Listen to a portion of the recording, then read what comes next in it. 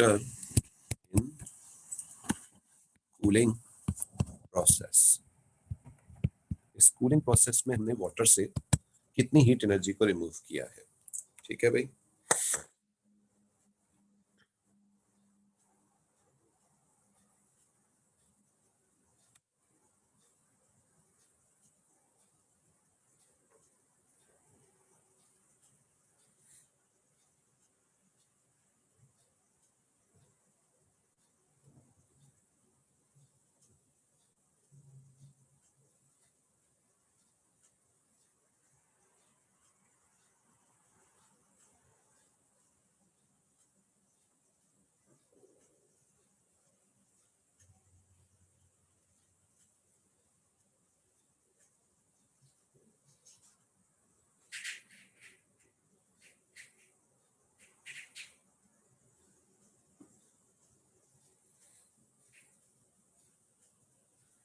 जी बच्चों, क्या आंसर आ रहा है इसका?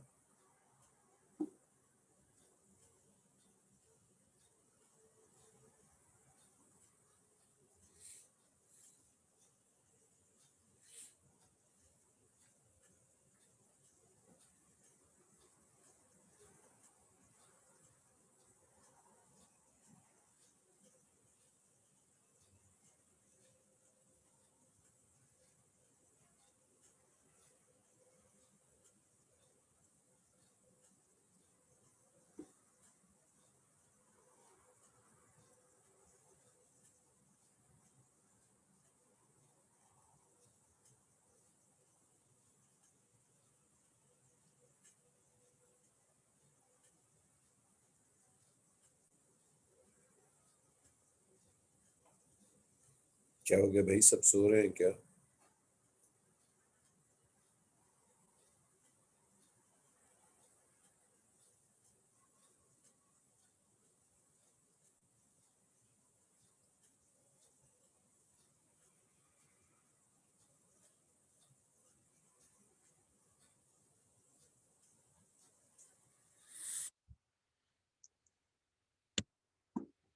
जी, अवान, फरवा, फिजा, हरीम, नेहा, सारिम, सुफियान, हसन, जैनब, सैयदा जैनब और जुहैब, सब सो रहे हो भाई तुम लोग?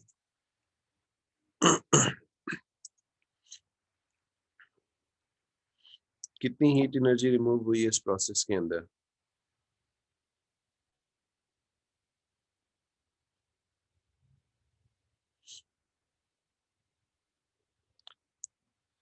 We will apply the equation Q is equals to mc delta T. Q हमें निकालना है, Q हमें फाइंड करना है, that is the required heat energy. Q is equals to mass हमें given है 400 grams, जिसको हम multiply by 10 to the power minus 3 कर देंगे, that will be in kilograms, because specific heat capacity हमें kilograms per centimeter per meter centigrade पे दी है। Change in temperature कितना है? तो चेंज इन टेम्परेचर है हमारे पास 80 से 20 पे ड्रॉप हुआ है, यानी 80 minus 20 is equals to 60 degree centigrade. तो चेंज इन टेम्परेचर 60 है, स्पेसिफिक हीट कैपेसिटी 4200 जूल्स है, और 60 से हम इसको मल्टीप्लाई करेंगे, we will get the value of Q. बताइए क्या वैल्यू आ रही है क्यू की?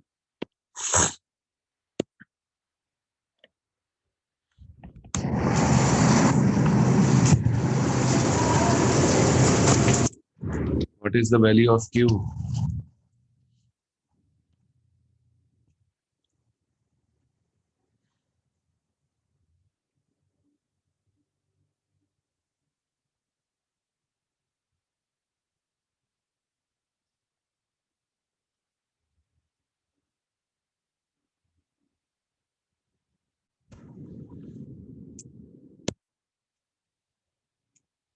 One into 10 to the power 5। ठीक है, यही वैल्यू आ रही है, जरा चेक कीजिएगा। सुफियान कह रहे हैं 1 into 10 to the power 5 joules चाहिए। ठीक है जी, ठीक है जी। तो 1 into 10 to the power 5 joules, which is 1000000। 100,000 joules जिसको हम कहते हैं।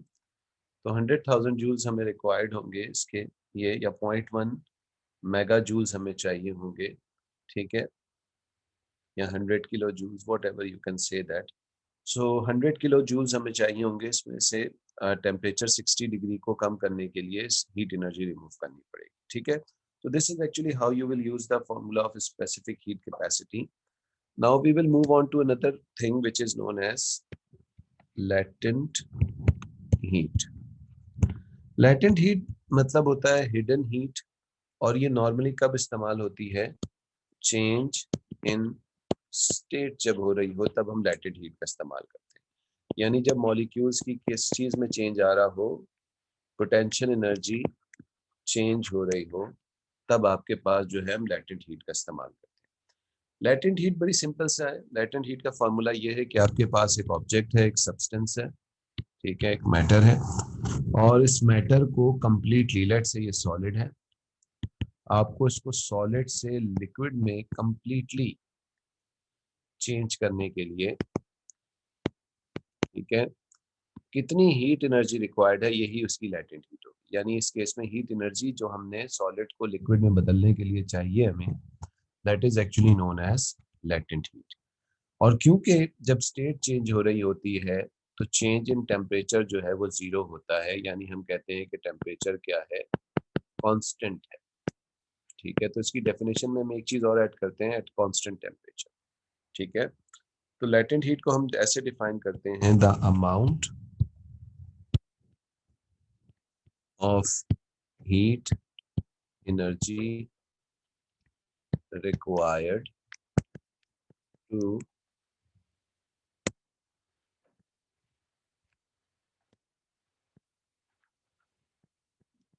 required to change the state of a substance, amount of heat energy required to change the state of a substance at, substance के बाद अब completely भी लिख लें ताकि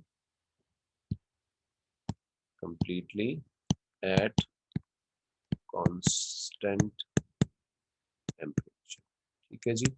So this is actually the definition of latent heat, the amount of heat energy required to change the state of a substance completely at constant temperature. That is actually known as specific latent heat. और इसमें हम क्या कहते हैं कि Q किसके बराबर है, L के। Again this L is capital L, upper case का L है, और सीधा सीधा इसका फॉर्मूला क्या है कि हीट ही लेटेंट हीट के बराबर हो जाती है इसके अंदर, ठीक है, दैट इज लेटेंट हीट, ठीक है भाई।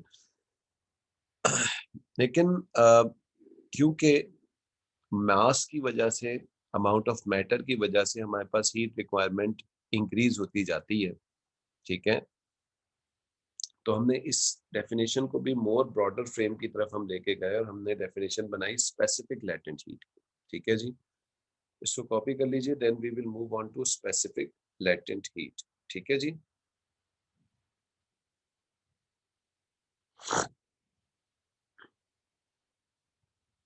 कॉपी हो जाए तो बता दीजिएगा, then I will change the page and I will move on to specific latent heat.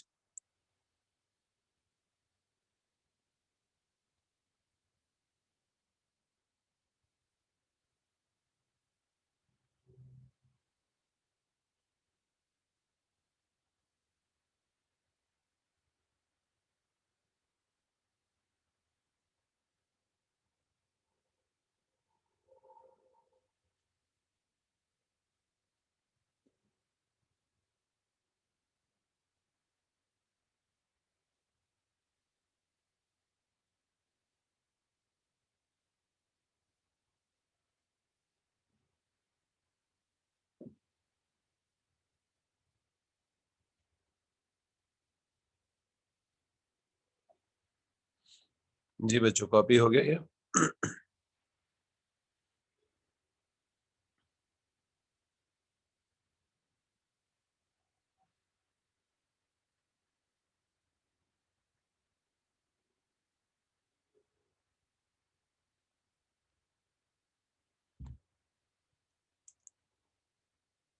Ji copy हो गया ये।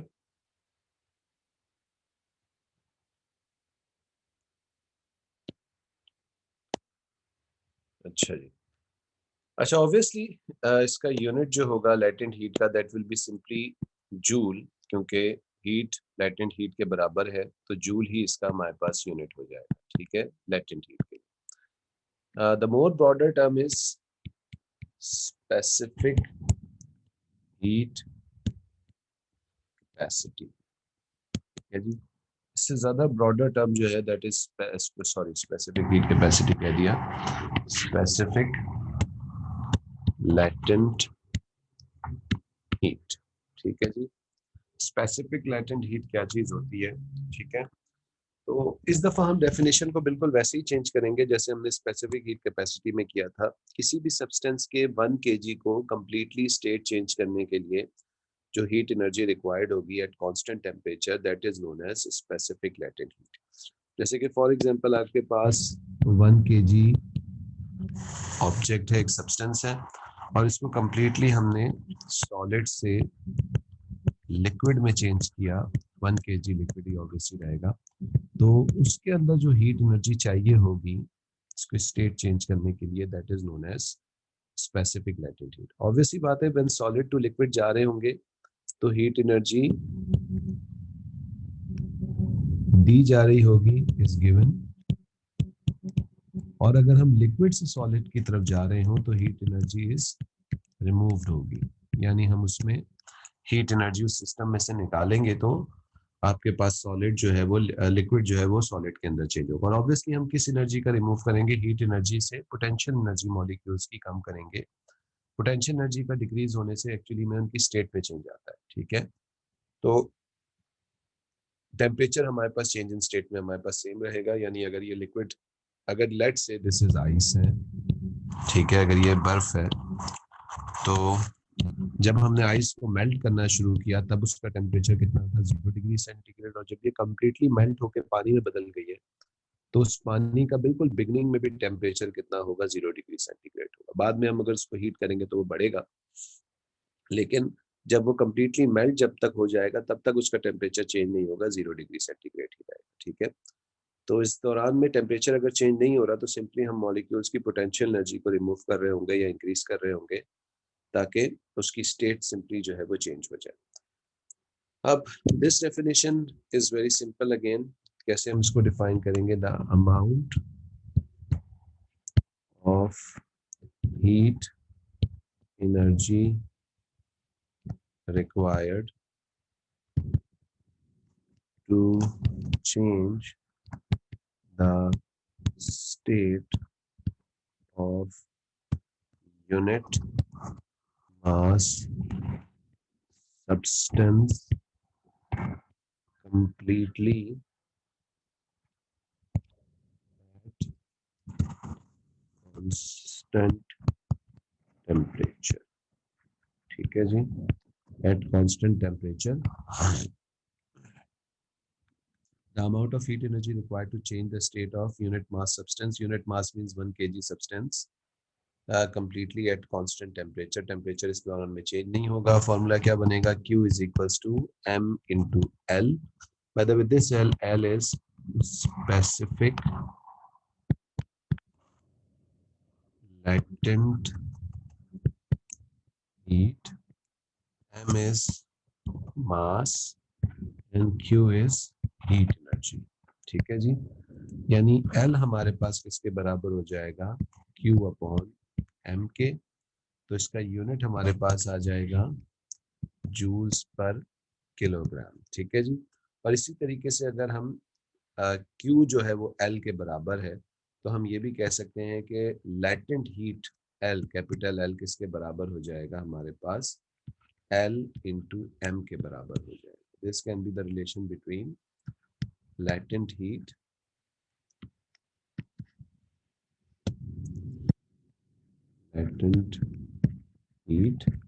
and this is actually specific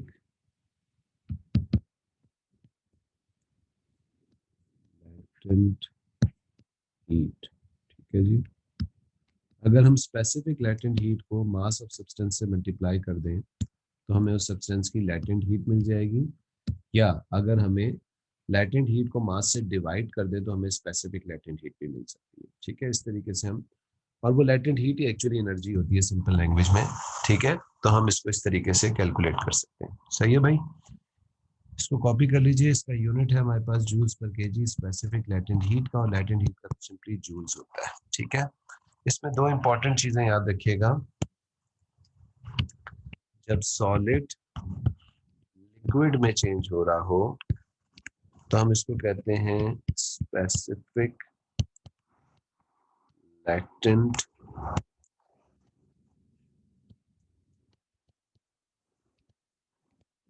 heat of fusion. ठीक है, specific latent heat of fusion बोलते हैं। इसी तरीके से जब लिक्विड गैस में चेंज हो रहा होता है तो हम इसको कहते हैं specific latent heat of vaporization. ठीक है जी, जगह नहीं मिल रही मुझे यहाँ पे। ठीक है, तो चलो इसको मैं थोड़ा सा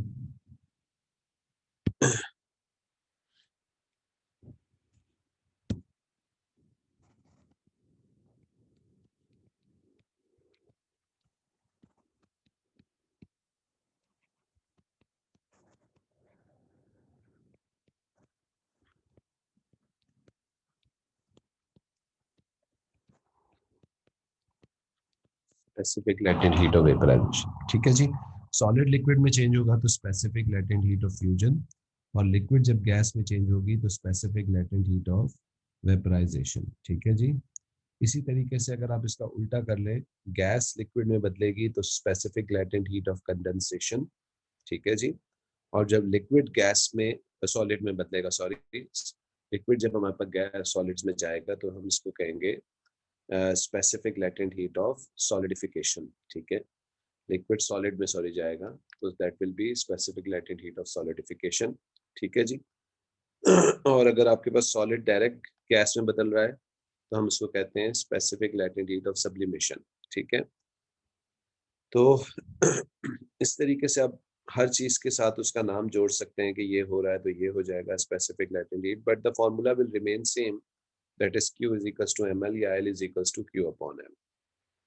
ठीक है जी, इसको कॉपी कर लीजिए। इसमें कोई क्वेश्चन किसी ने पूछना है तो पूछ लीजिए।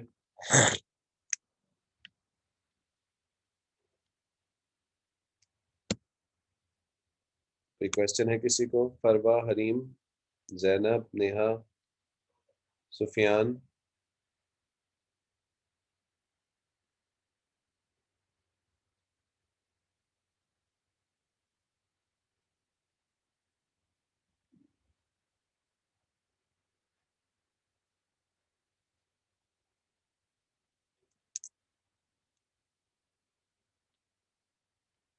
जोहेब, कोई क्वेश्चन पूछना है भाई किसी बच्चे ने?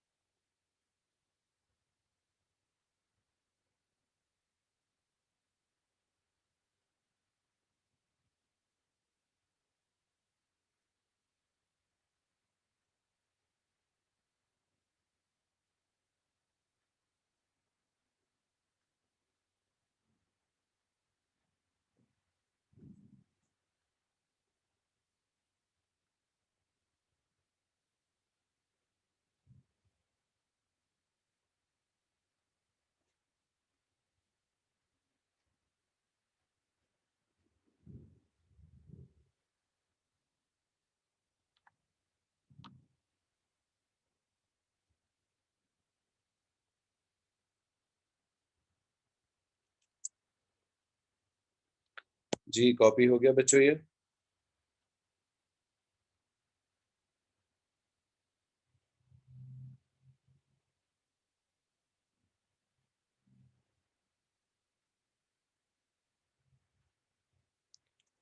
अच्छा जी,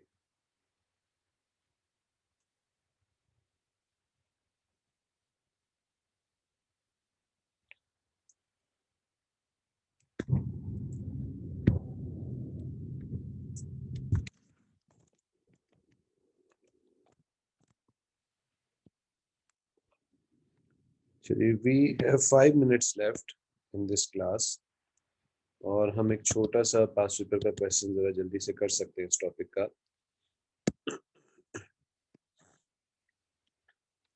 ठीक है, और that topic is actually in book 4।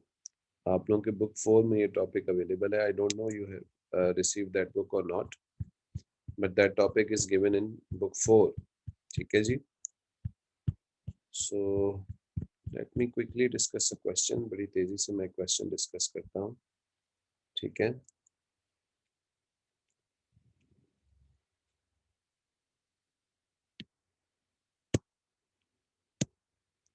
अच्छा जी। Now this question is actually a question of May June 2007 paper 4। ठीक है, आपके पास पेपर्स की जो बुकलेट है उसका पहला क्वेश्चन है, but this question is actually from May June 2007 paper 4। And the question says use the kinetic theory of matter, explain why the melting required energy but there is no change in temperature। जी, तो melting क्यों हमारे पास energy को required कर रही होती है, although उस वक्त हमारे पास टेम्परेचर में चेंज नहीं हो रहा होता।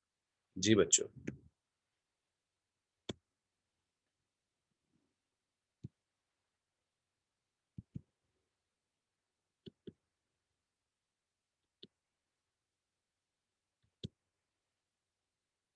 जी क्या आंसर होगा इसका?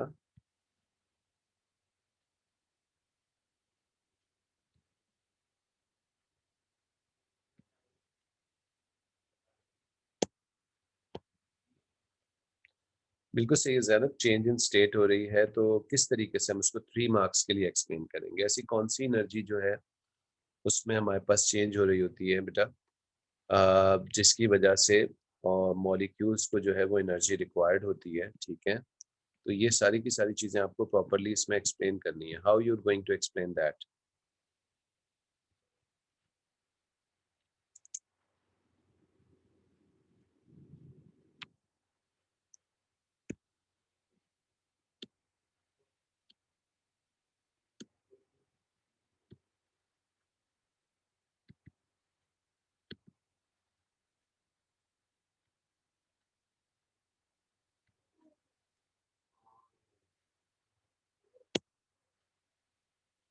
जी, हीट एनर्जी बिल्कुल सही कह रही हैं आप, पोटेंशियल एनर्जी में चेंज हो रही होती है, बिल्कुल सही है।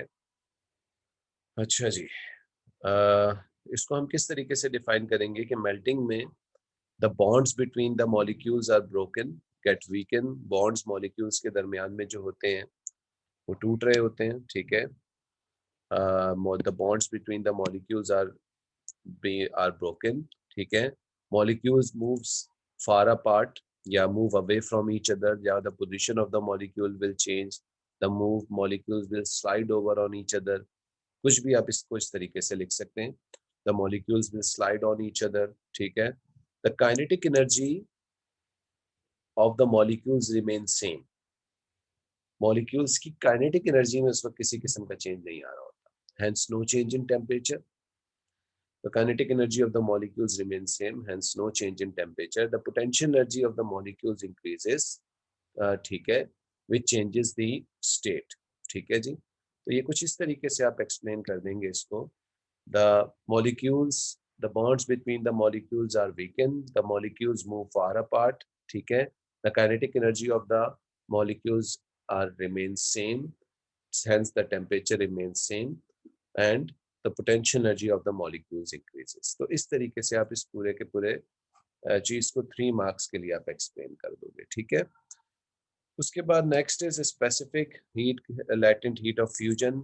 ठीक है, फ्यूजन मींस सॉलिड लिक्विड में चेंज हो रहा है। The amount of heat energy required to change the solid completely into a liquid at constant temperature।